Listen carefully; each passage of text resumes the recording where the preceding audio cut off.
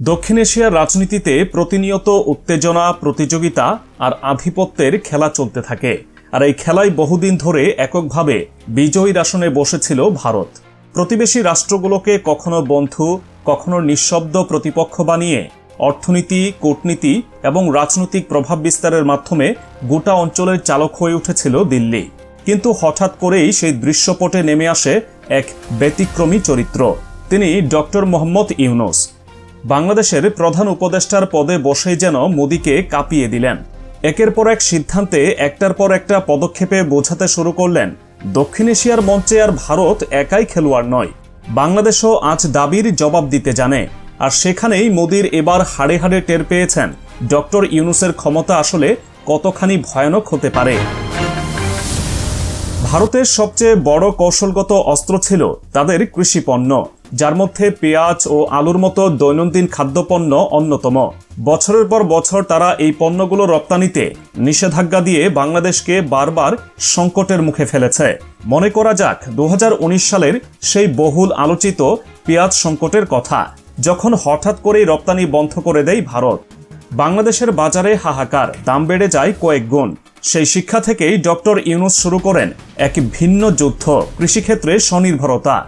মৌসুমি পরিকল্পনার মাধ্যমে উৎপাদন 90% নিয়ে আসা, হিমাগার সুবিধার বিস্তার এবং চীন, মিশর, তুরস্ক থেকে বিকল্প আমদানির মাধ্যমে তিনি সরাসরি ভারতীয় কৃষি বাজারে $23 কোটি ধাক্কা দেন। এটা কোনো আবেগ নয়, বরং আন্তর্জাতিক গণমাধ্যমের একাধিক রিপোর্টেই এই পরিসংখ্যান উঠে এসেছে। এরপর আসে আরও বড় সিদ্ধান্ত, জ্বালানি খাতে ভারতীয় দখলদারিত্ব হ্রাস করার পদক্ষেপ। আগে যেখানে ভারত ছিল প্রধান সরবরাহকারী, সেখানে এখন সৌদি আরব, রাশিয়া ও ইউএই এর সঙ্গে একের পর এক চুক্তি করে বাংলাদেশ জ্বালানির বৈচিত্র্য আনে। আরও গুরুত্বপূর্ণ ব্যাপার হলো রুপি বাণিজ্য বাতিল করে আন্তর্জাতিক ডলারেই লেনদেন স্থাপন করে। এর ফলে ভারতের অনেক কোম্পানি বড় বড় অর্ডার হারিয়ে ফেলে এবং আন্তর্জাতিক বাজারে তাদের একচেটিয়া সুবিধা প্রশ্নবিদ্ধ হয়ে পড়ে। ভারতের ফিনান্স এক্সপ্রেস পত্রিকা জানিয়েছে, শুধু 2024 সালের মধ্যভাগেই ভারতীয় তেল কোম্পানিগুলোর লাভ 18% কমে যায়। তৃতীয় ধাক্কাটি ছিল কৃষি ও কাঁচামাল আমদানিতে কোটা ও নিষেধাজ্ঞার সিদ্ধান্ত। এতে ভারতের পাঞ্জাব, হরিয়ানা এবং বিহারের কৃষকরা সরাসরি ক্ষতিগ্রস্ত হয়, কারণ চাল, ডাল, ভোজ্য তেলের মতো মৌলিক খাদ্যপণ্যে বাংলাদেশ নিজেই উৎপাদন বাড়িয়ে তোলে এবং চীন, পাকিস্তান, ভিয়েতনাম ও ইন্দোনেশিয়ার সঙ্গে বাণিজ্য সম্প্রসারণ করে। ভারতীয় বিজনেস স্ট্যান্ডার্ড পত্রিকার মতে এই কারণে ভারতের কমপক্ষে 35% কৃষিপণ্য রপ্তানি বাজারে ধস নামে।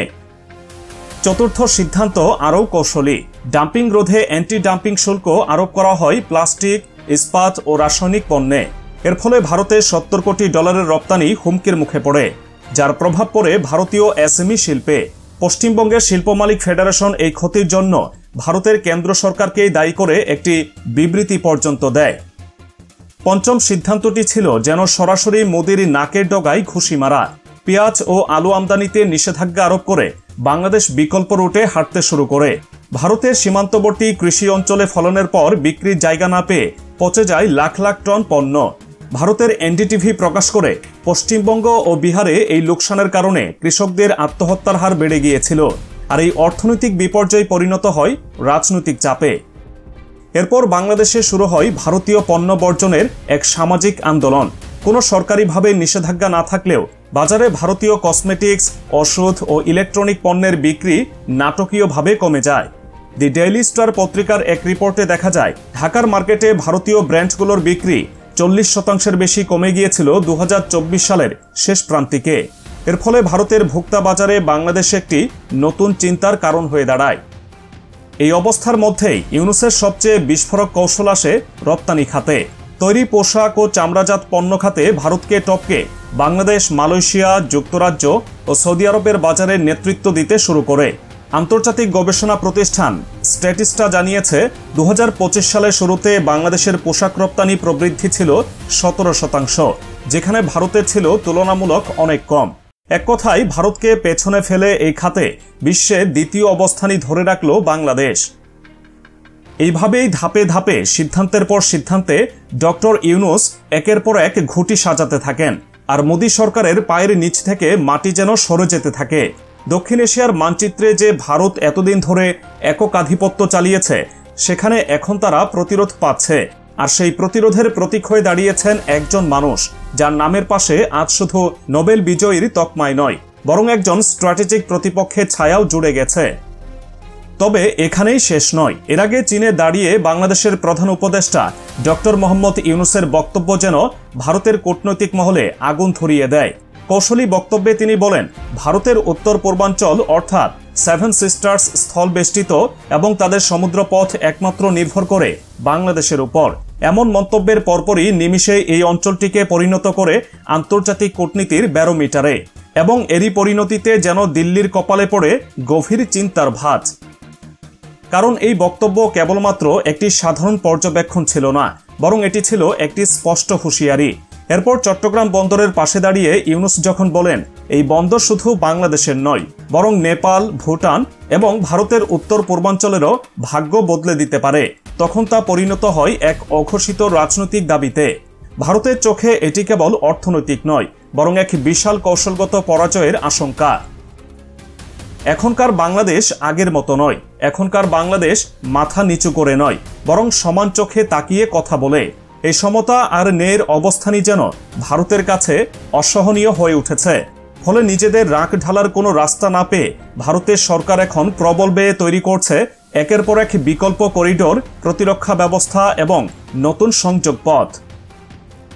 সেই রাগেরই ফলশ্রুতি 30,000 কোটি টাকার অতিরিক্ত প্রতিরক্ষা বাজেট, যেখানে পাকিস্তানের কারণে 50,000 কোটি রুপি বেড়েছে ব্যয়। আর বাংলাদেশের চ্যালেঞ্জিং অবস্থানের জবাব দিতে মোদী সরকার 22,000 কোটি রুপি ঢালছে একটি বিশাল মহাসড়ক প্রকল্পে, শিলং থেকে শিলচর পর্যন্ত একটি 4 লেনের ফাস্টট্র্যাক করিডোরে। এই প্রকল্পটি ভারতের national highway and infrastructure development corporation limited পরিচালনা করছে। টার্গেট করা হয়েছে 2030 সালের মধ্যে এটি সম্পূর্ণ করার। কিন্তু কেন এই তাড়াহুড়ো? বিশ্লেষকরা বলছেন, সবকিছুর পেছনে কারণ একটাই, বাংলাদেশ। বিশেষ করে ডক্টর মোহাম্মদ ইউনূসের সাম্প্রতিক বক্তব্য ভারতকে কার্যত বাধ্য করেছে নতুন করে গোটা উত্তর পূর্ব অঞ্চল নিয়ে ভাবতে। কারণ ভারতের এই সেভেন সিস্টার্স অঞ্চলটি মূল ভূখণ্ডের সঙ্গে যুক্ত মাত্র একটি সরু করিডোরের মাধ্যমে, যেটিকে বলা হয় চিকেন নেক বা শিলিগুড়ি করিডোর। একে যদি কোনোভাবে বাংলাদেশ চাপে ফেলতে পারে কিংবা ভবিষ্যতে বন্ধ করে দিতে চায়, তাহলে ভারতের প্রায় 60,000 বর্গ কিলোমিটার অঞ্চল কার্যত বিচ্ছিন্ন হয়ে পড়বে। ঠিক এই সম্ভাবনাকে সামনে রেখেই ভারতের দ্বিতীয় বিকল্প পরিকল্পনা মিয়ানমার হয়ে নতুন সংযোগ। তাই শুরু হয়েছে Kaladan multimodal transit transport project. এই প্রকল্পের অধীনে ভারতের কলকাতা বন্দর যুক্ত হবে মিয়ানমারের সিত্তে বন্দরের সঙ্গে।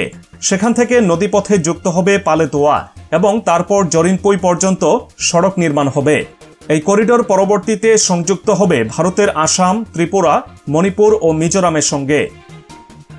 ভারতের কর্মকর্তারা এটিকে দেখছেন শুধুমাত্র একটি করিডোর হিসেবে নয়, বরং এটি হবে নতুন জীবন রেখা।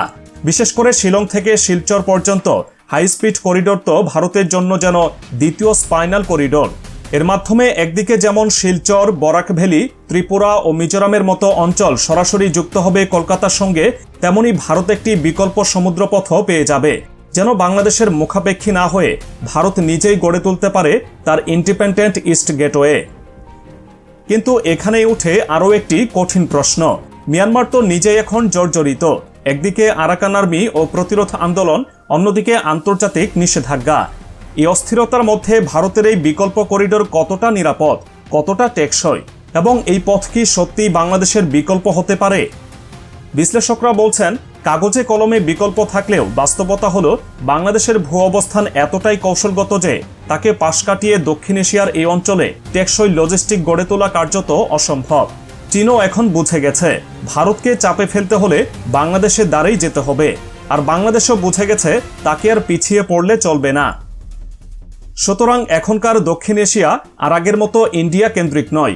এখন এখানে বল বাড়াচ্ছে বাংলাদেশ, লেনদেন বাড়াচ্ছে চীন, আর কূটনৈতিক ভারসাম্য ফেরাতে মরিয়া হয়ে উঠেছে ভারত। এই তিনে মিলে তৈরি হয়েছে এক নতুন ভূরাজনৈতিক নাট্যমঞ্চ, যার প্রতিটি দৃশ্য বদলে দিচ্ছে পুরনো হিসেব। এখন শুধু প্রশ্ন, এই পালা বদলের শেষ হাসি কে হাসবে, ভারত না বাংলাদেশ? আপনি কি মনে করেন, চীনের সঙ্গে বাংলাদেশ যদি সামরিক, বাণিজ্যিক ও লজিস্টিক জোটে আরও গভীরভাবে যুক্ত হয়, তবে ভারতের উত্তর পূর্বাঞ্চল কি সত্যি বিচ্ছিন্ন হয়ে পড়বে? আর মোদি কি শেষ পর্যন্ত এই কৌশলগত ফাঁদ থেকে নিজেকে মুক্ত করতে পারবেন?